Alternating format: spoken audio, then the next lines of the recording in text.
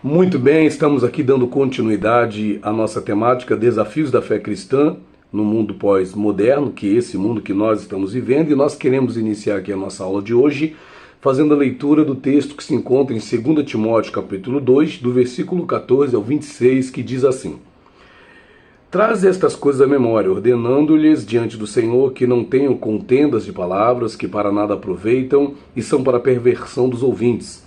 Procura apresentar-te a Deus aprovado, como obreiro que não tem de que se envergonhar, que maneja bem a palavra da verdade, mas evita os falatórios profanos, porque produzirão maior impiedade.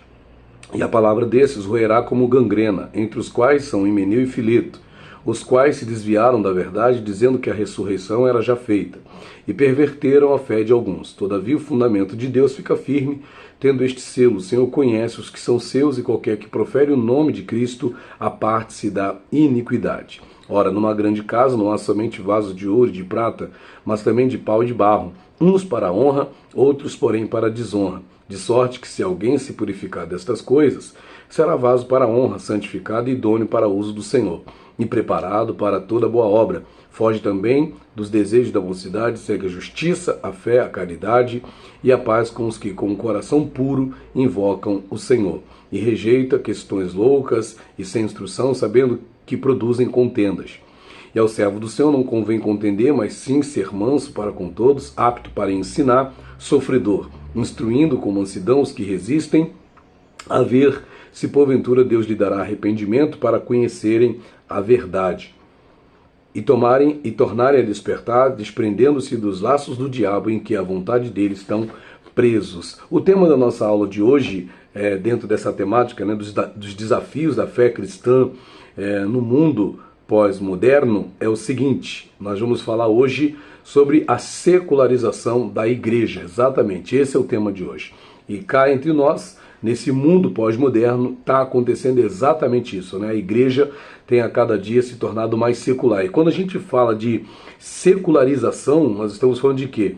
De uma impressão mundana que a igreja tem assumido nos nossos dias, né? Então, quando a gente fala de secularizar, de secularização, nós estamos falando exatamente isso, de se tornar mundano. Então, quando uma coisa se torna secular, quer dizer que essa coisa se tornou mundana, né? E é interessante aqui a definição da nossa síntese textual, que diz o seguinte: olha só, o secularismo atual é uma consequência do humanismo pós-moderno.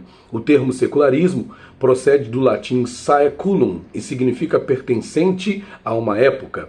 Em sentido religioso, o vocábulo é empregado para designar o comportamento e o pensamento do mundo de nosso tempo, que são inversos ao sagrado ou ao espiritual. Portanto, secular representa o modo de viver deste mundo, aquilo que se opõe ou que não comunga com os interesses espirituais do reino de Deus. Na igreja, o secularismo transparece quando o sagrado começa a ceder ao profano. Nas igrejas secularizadas, o Calvário não é mais pregado, o sangue de Cristo é descartado, o sofrimento e a cruz de Cristo são rejeitados porque ofendem o gosto estético dos secularizados. A cruz é substituída pelo trono e a confissão de pecados pela proclamação das bênçãos terrenas, das bênçãos materiais. E assim a gente inicia essa nossa aula de hoje trazendo esse entendimento, essa consideração em relação a essa secularização que hoje parece ser comum, parece ser normal em muitas igrejas. Não é difícil achar pessoas que dizem que o mundo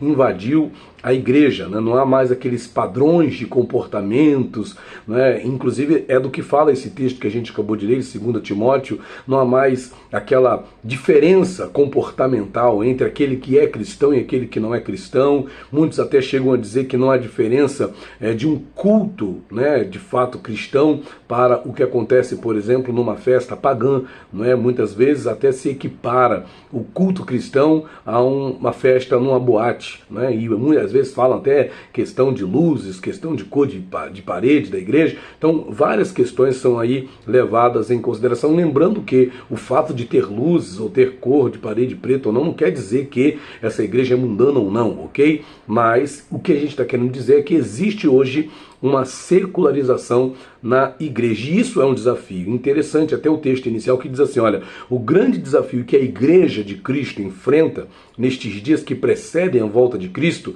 é a pressão e o engodo do secularismo sobre ela. A influência do mundanismo, que se manifesta em forma de apelo, fascínio, mistura, prazer e imitação, resulta em perda dos valores e virtudes cristãs, no enfraquecimento e estagnação da igreja. A igreja não cresce, a igreja não se fortalece, a igreja estagna, né? Olha que coisa. Nesse estado, a igreja torna-se uma mera organização eclesiástica, sem vida e sem o poder do Espírito Santo. Os fundamentos da fé se abalam e por fim desabam. Nos mais diferentes lugares percebe-se a sutil e crescente infiltração do mundanismo na igreja sob a forma de conceitos, comportamentos e práticas anticristãs.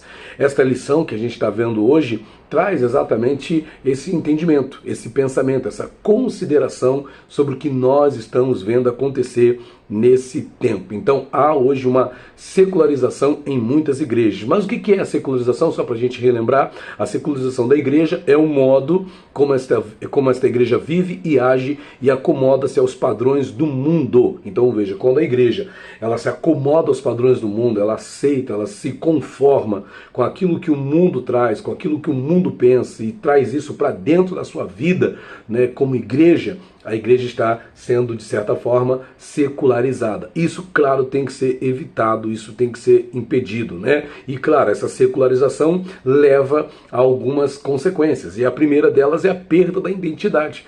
A igreja, ela perde a sua identidade. A igreja deixa de ser identificada como corpo de Cristo, como um caso de ser ali um espaço onde as pessoas se reúnem, não é mais identificada como aquele espaço onde as pessoas se reúnem para buscar a Deus, né? Mas para fazer qualquer outra coisa que não seja de fato cultuar ao Senhor, que não seja de fato buscar a presença de Deus. Então, primeira consequência, primeiro dano dessa secularização na igreja é a perda da identidade. Nós temos uma identidade como cristão e temos que fazer o possível para preservar essa identidade. Segunda coisa, valorização da forma ao invés do conteúdo, alegando atividade cultural e folclórica a templos evangélicos em cujos pátios vê-se roda de capoeira, ensaio, um monte de outras coisas, né? Um monte de outras atividades que muitas das vezes são usadas sob a bandeira da evangelização. Bom, Paulo disse que me fiz de louco para ganhar os loucos, né? Usou de todas as estratégias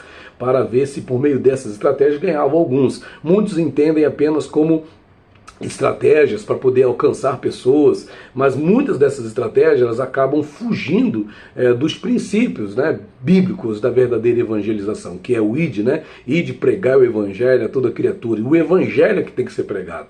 Mais do que atividades, mais do que eventos, o evangelho tem que ser pregado, ok? O evangelho tem que ser anunciado. Uma outra consequência dessa secularização hoje nas igrejas é a falta, né, a inexistência de comprometimento bíblico, de compromisso bíblico, de compromisso com a palavra. Em muitos lugares as pessoas têm compromisso com um monte de coisas, né? Tem compromisso com eventos, tem compromisso com atividades, mas não tem compromisso de fato bíblico, não tem compromisso de fato com a palavra de Deus. Mas nós podemos, de alguma maneira, combater essa secularização que tenta, né, invadir as igrejas e que tem prevalecido em algumas igrejas nos nossos dias. Primeiramente, pondo em prática a palavra de Deus, pondo em prática o primado da palavra de Deus. A palavra de Deus tem que ser prioridade nas nossas vidas, nas nossas ações, nas nossas atitudes. Não por acaso, a palavra de Deus diz, né, nós temos esse costume de dizer que a palavra é o nosso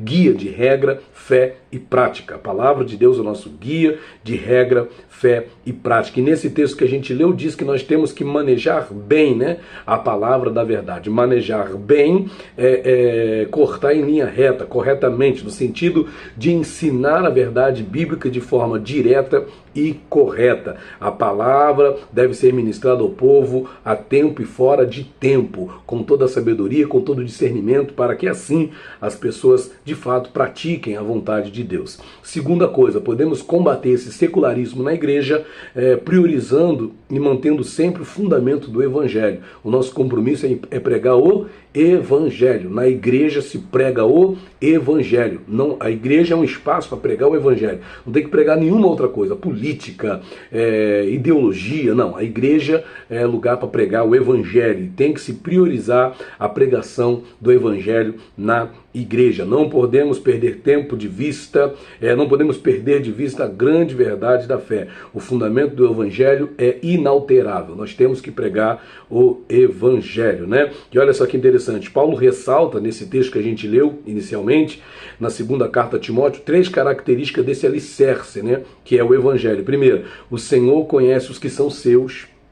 B, aqueles que lhe pertencem confessam o nome de Cristo. E C, os servos fiéis apartam-se da iniquidade. Então, quem é de Cristo de verdade vai se posicionar dessa maneira em relação ao evangelho. O Senhor conhece os que são seus, esses são conhecidos de Deus. B, aqueles que lhe pertencem confessam o nome de Cristo, vão confessar o nome de Jesus. E C, os servos fiéis vão se apartar da iniquidade. Então esse é o nosso comprometimento, essa é a atitude que nós precisamos ter se nós quisermos ter uma atitude, né, um comportamento ou um posicionamento diante desse secularismo que tenta invadir as igrejas nesses tempos pós-modernos nos quais nós estamos vivendo. Deus abençoe a sua vida, muito obrigado por ter ficado conosco até aqui. Tchau, tchau, até o próximo vídeo, se Deus quiser. Valeu!